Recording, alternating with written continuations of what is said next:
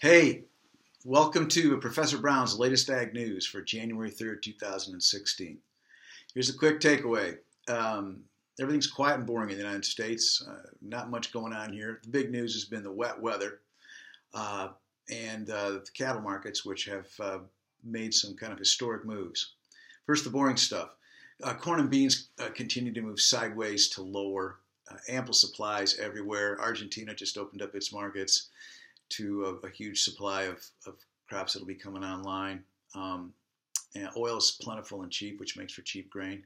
For the first time in history, or at least the past 40 years, the United States actually exported crude oil last week out of the country.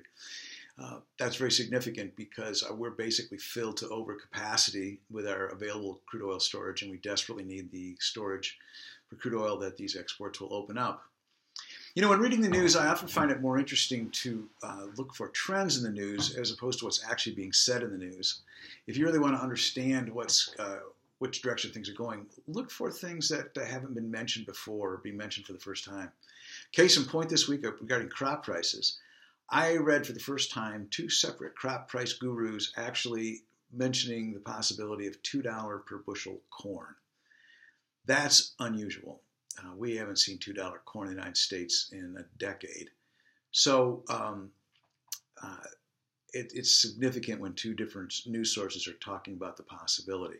Not saying corn will go all the way to $2, but it will sell for some price with a 2 in the front of it.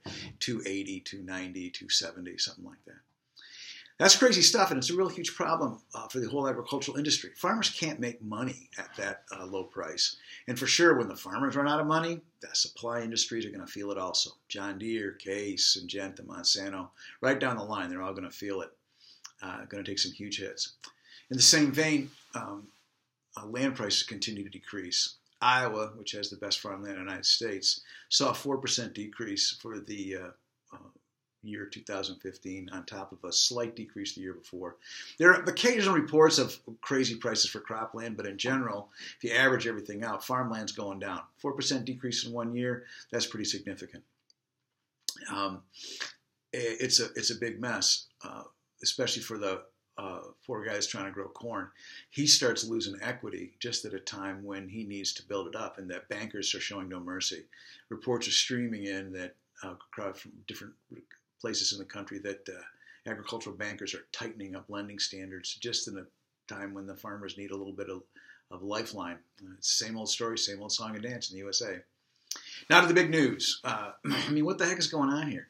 Cattle prices got turned on their head this week. Two major events caused all this disruption. First, it was the wet weather. As you know, in the United States, we feed cattle outside in big lots, in facilities that can hold 50,000 head, 100,000 head of cattle. The system works fine, except in cases of extremely wet weather, when everything turns to mud. And that's a problem because the cattle can't gain weight. They burn up all their calories just trying to negotiate the trip to the feed bunk and back. When you combine that with a cold rain in December, which is not a month we're supposed to have rain, the cattle lose even more weight because it just requires more calories to try and keep pounds on. That event, the rain, caused the second major event, and that was for the week of December 18th. Slaughter cattle averaged 10 pounds per head less than the previous week. And in the USA, that's a huge decrease. If you multiply 10 pounds per head times all the cattle we have in feed yards, and it's a huge decrease in meat volume. In fact, one day last week, we actually had a day when the fat cattle price was up 12 cents per pound, and that was the largest one-day move in history. So it's crazy. On one hand, you have cattle that are going to the slaughter plants losing $700 per head, and at the same time, you have daily limits being broken and historic records being made for cattle price movement upwards.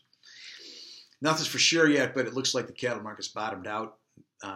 Fat cattle and feeder cattle prices are going to turn around and head back towards a level of profitability. More to follow. Keep tuned to this space for future reports. It's cold outside. Finally, a little bit of chill in the air. Maybe the cold, wet weather's gone. Everything else is pretty boring here. Stay tuned for next week. Remember that this report is brought to you, as always, by Breedex USA, your export source for quality beef and dairy genetics. Thanks for listening. Bye.